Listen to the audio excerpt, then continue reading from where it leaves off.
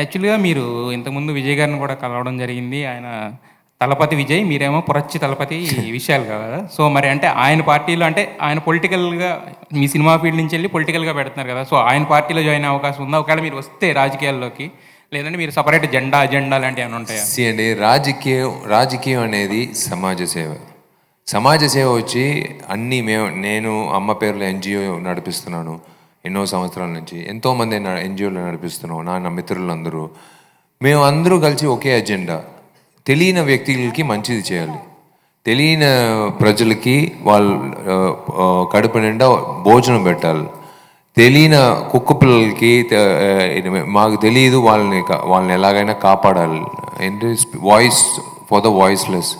ఇదంతా మేము ఎన్‌జీఓలు చేసేది ఒకే విషయం. అదే అజెండా రాజకీయ నాయకులకు. వాళ్ళకందరికీ ఒక అజెండా, ప్రజలకి ఏం కావాలో అది చేసి పూర్తి చేయాలి. ఏం పూర్తి చేయాలి? వాళ్ళు బెంచ్ కార్ అడుగుతున్నారా, లేకపోతే బంజారా హిల్స్లో వచ్చి ఇల్లు అడుగుతున్నారా? అదంతా ఏం అడగట్లేదు. తాగడానికి మంచి నీళ్ళు కావాలి, మాకు మెడికల్ హెల్ప్ కావాలి, మా పిల్లలకి మంచి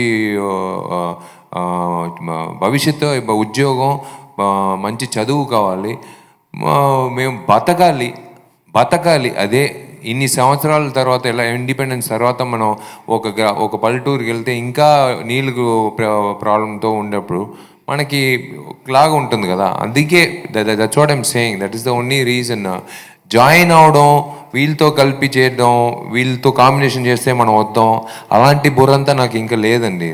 మీలాగే నేను ఒక ఓటర్, అంతే. ఆ ఓటర్గా నా మైండ్ ఇంకా అలాగే ఉంది, అంతే. అయితే యాక్చువల్గా విశాల్ గారు అయితే యాక్చువల్గా మీరు డైరెక్టర్ కింద కూడా ఇప్పుడు తుపారవాలంతో మారుతున్నారు కదా. సో అంటే నా డ్రీమ్ అది కూడా అని కూడా మీరు చెప్పారు కదా. సో ఫ్యూచర్లో మీరు డైరెక్టర్గా తీసే సినిమాలో మీరు కొంతమంది వేరే యాక్టర్స్ని కూడా అనుకుంటున్నారు కదా. సో తెలుగు నుంచి కానీ తమిళ నుంచి కానీ ఎన్ని స్టార్ హీరోస్ని ఎక్స్పెక్ట్ చేయొచ్చా మీ సినిమాల్లో మీరు డైరెక్టర్గా?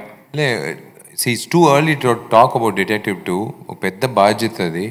అంటే నేను అనుకునేది స్క్రిప్ట్ వేరే, but okay, thanks to Myshkin sir నాకు ఈ డిటెక్టివ్ 2, ఎందుకంటే డిటెక్టివ్ 1 మీకు అందరికీ తెలుసు, థియేటర్లో కానీ, శాటిలైట్లో కానీ, డిజిటల్లో కానీ అన్ని విధంగా పెద్ద ఒక విజయం సాధించింది. సో పార్ట్ 2 వచ్చినప్పుడు it is a big responsibility. నేను ఫస్ట్ టైం దర్శకత్వం చేసేటప్పుడు అందరూ అడుగుతారు, ఇంతమంది ఉన్నప్పుడు ఇతనేం వచ్చి పెద్దగా చేయబోతున్నాడని ఒక విషయం ఉంటుంది. అదంతా గుర్తుపెట్టుకుని నేను చేస్తున్నాను ఇప్పుడు ఆ విషయాలు. So it is my dream come true, so I wanted to give the best for that film, and definitely ఆ సినిమాలో నేను విజయం సాధించిన తర్వాతే నేను నాకు నచ్చిన నటుడు విజయ్. ఎప్పుడు నేను కథ రాసినప్పుడు విజయ్ నాకు గుర్తొస్తాడు, ఆయన గురించే నేను కథ రాస్తాను. ఒకరోజు నిజంగా ఫోన్ చేశాను నేను, కోవిడ్ అయిన తర్వాత ఆయన మేనేజర్ ఫోన్ చేశాను.